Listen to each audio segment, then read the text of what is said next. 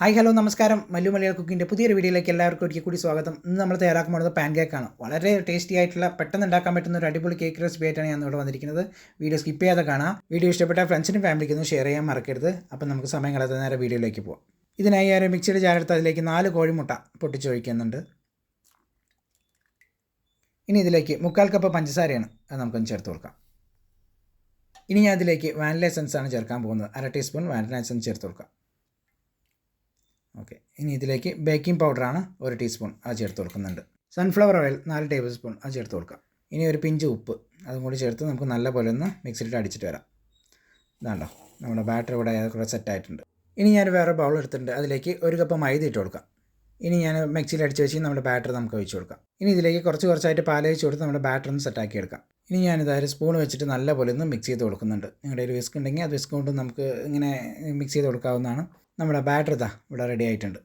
ഈ ഒരു അളവിന് മതിയാവും. ചൂടായ നോൺ സ്റ്റിക്കിൻ്റെ ഉണ്ണിയപ്പക്കല്ലാണ് അത് എടുത്തിരിക്കുന്നത്. അതിലേക്ക് ഞാനിത് നമ്മുടെ ബാറ്റർ ഇങ്ങനെ കുറച്ചായിട്ട് ഒഴിച്ച് കൊടുക്കുന്നുണ്ട്. ഒരുപാട് നിറച്ച് കഴിഞ്ഞ് വെച്ചാൽ അത് വേവിക്കുന്ന സമയത്ത് അത് നന്നായിട്ടൊന്ന് പൊങ്ങിപ്പോവും. തീ ഒരു മീഡിയം ടു ലോ ഫ്ലെയിമിൽ വെക്കാൻ പ്രത്യേകം ശ്രദ്ധിക്കുക. ഇനി നമുക്കൊന്ന് അടച്ച് വെച്ച് 1 മിനിറ്റ് നേരത്തേക്കൊന്ന് വേവിച്ചെടുക്കാം. ഏകദേശം 1 മിനിറ്റ് കഴിഞ്ഞിട്ടുണ്ട്. കേക്കിൻ്റെ ഒരു ഭാഗം നല്ലപോലെ ആയിട്ടുണ്ട്. ഇനി നമുക്കൊരു പപ്പടക്കമ്പി വെച്ച് നമുക്കൊന്ന് മറിച്ചിടാം. പിന്നെ നമ്മുടെ ഈ നോൺ സ്റ്റിക്കിൻ്റെ പാത്രം ആയതുകൊണ്ട് നമുക്കിതിൽ എണ്ണ തടവേണ്ട ആവശ്യമൊന്നുമില്ല.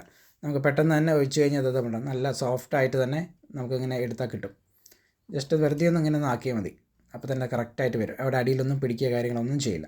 പെട്ടെന്ന് തന്നെ ഉണ്ടാക്കാൻ പറ്റുന്ന ഒരു പാൻ കേക്ക് ആയതുകൊണ്ട് കുട്ടികളൊക്കെ സ്കൂൾ വിട്ട് വരുമ്പോൾ വിശന്ന് വരികയായിരിക്കും. അപ്പോൾ ഇതുപോലെയൊക്കെ ഒന്ന് ഉണ്ടാക്കി കൊടുത്തു കഴിഞ്ഞാൽ അവർക്ക് ഭയങ്കര ഇഷ്ടമാവും. ഇനി ഇതൊന്ന് മറിച്ചിട്ട് ശേഷം നമുക്കൊന്ന് 30 സെക്കൻഡ് നേരത്തേക്കൊന്ന് വേവിച്ചെടുക്കാം. ഇതുകൊണ്ട് ഏകദേശം 30 സെക്കൻഡ് ആയിട്ട് നമ്മുടെ കേക്ക് ഇവിടെ റെഡി ആയിട്ടുണ്ട്. ഓക്കെ, ഇനി ഞാനിതാ ബാക്കിയുള്ള ബാറ്ററും കൂടെ ഇതുപോലെ ഒന്ന് നമുക്ക് ഒഴിച്ചൊന്ന് സെറ്റാക്കിയെടുക്കാം. അപ്പോൾ ഇത്രയേ ഉള്ളൂ. വളരെ പെട്ടെന്ന് ഉണ്ടാക്കാൻ പറ്റും. നല്ല ടേസ്റ്റി ആയിട്ടുള്ള ഒരു പാൻ കേക്ക് റെസിപ്പിയാണത്. നമ്മുടെ ഉണ്ണിയപ്പക്കല്ലിലെ ഉണ്ടാക്കിയതുകൊണ്ട് നല്ല കാണാൻ നല്ല ലുക്കാണ്, കഴിക്കാൻ അതുപോലെ നല്ല ടേസ്റ്റുമാണ്. അപ്പോൾ ഇന്നത്തെ വീഡിയോ ഇത്രയേ ഉള്ളൂ. വളരെ സിമ്പിളല്ല ഇത് ഉണ്ടാക്കാൻ. മസ്റ്റായിട്ട് നിങ്ങളൊന്ന് ട്രൈ ചെയ്യേണ്ട ഒരു ഐറ്റമാണത്. ഇതാണോ ഞാനൊരു ഭംഗിക്കും ഒരു ടേസ്റ്റിനും വേണ്ടിയിട്ട് ഞാനിതിവിടെ ചോക്ലേറ്റ് സിറപ്പ് ഒഴിച്ച് കൊടുക്കണം. നിങ്ങളെല്ലാം അതില്ലാന്ന് വെച്ചാൽ സ്കിപ്പ് ചെയ്യാവുന്നതാണ്. ഓക്കെ, ഇതാണ്ടോ ഞാനിതൊന്ന് എടുത്ത് ഞാൻ നിങ്ങൾക്ക് കാണിച്ചു തരാം എത്രത്തോളം സോഫ്റ്റാണ്.